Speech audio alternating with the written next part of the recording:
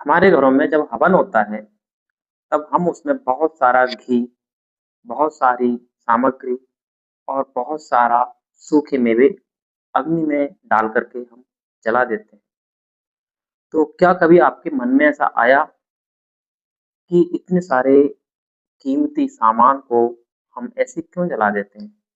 उनको खा कर के क्या हमको शरीर मजबूत नहीं बनाना चाहिए? इसका पहला उत्तर तो है कि वो अग्नि में जल कर के नष्ट नहीं होते हैं। आपने पढ़ा होगा ऊर्जा का रूपांतरित सिद्धांत कि ऊर्जा कभी खत्म नहीं होती है, उसका रूप बदलता रहता है। तो जो एनर्जी, जो ऊर्जा आपके सूखी मेवाओं में, सामग्री में, घी में थी, वो अग्नि में जल करके खत्म नहीं होती है, उसका रूप बदल जाता है, वो सूक्ष्म रूप में बन जाती है। दूसरी बात है कि चलो ठीक है, सूक्ष्म रूप तो बन जाता है, लेकिन उससे हमें फ़ायदा क्या हुआ?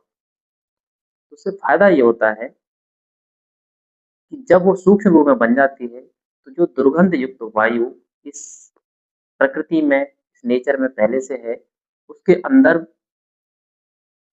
घुस करके उसको छिन्न-भिन्न करती है और उसको खत्म कर देती है। फिर शुद्ध वायु बचती है। और शुद्ध वायु से क्या होता है? शुद्ध वायु से जो वायु के अंदर जो जल के कण होते हैं, वो भी शुद्ध हो जाते हैं और बारिश जो होती है, वो शुद्ध होती है और उससे जल शुद्ध हुआ और वायु शुद्ध हुई। तो उससे क्या हो गया होगा कि जल और वायु शुद्ध होने से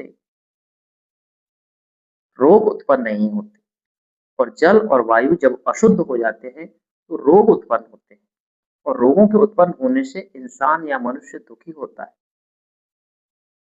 तो जब प्रकृति से या हवन से वायु शुद्ध हुई, जल शुद्ध हुआ, तो रोग उत्पन्न नहीं होंगे, तो इंसान सुखी रहेगा।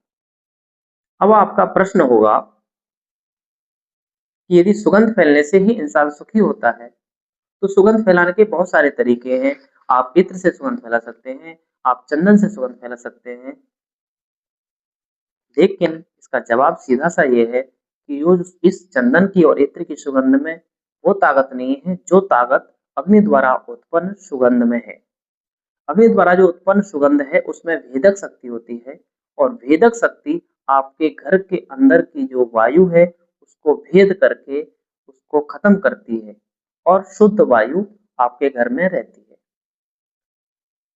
अब दूसरा प्रश्न आपका ये हो सकता है कि क्या हमको डेली हवन करना चाहिए और हवन नहीं करेंगे तो क्या हमको पाप लगेगा? तो मेरा उत्तर है आपको प्रतिदिन हवन करना चाहिए और हवन नहीं करते हैं तो हमको पाप लगता है। उसका कारण यह है कि हमारा शरीर निरंतर इस वातावरण में, इस प्रकृति में गंदगी फैलाता है। उससे रोग उत्पन्न होते हैं, रोगों से मनुष्य दुखी होता है और जो दुःख होता है उससे हमको पाप लगता है। तो हमारा कर्तव्य बनता है कि हमारा शरीर जितना दुर्गंध फैला करके रोगों को उत्पन्न कर रहा है, उससे ज़्यादा मात्रा में यज्ञ के माध्यम से सुगंध फैला करके हम रोग उत्पन्न होने से बचें या रोगों को उत्पन्न करने से बचें। इससे हमको पाप नहीं लगेगा। धन्यवाद।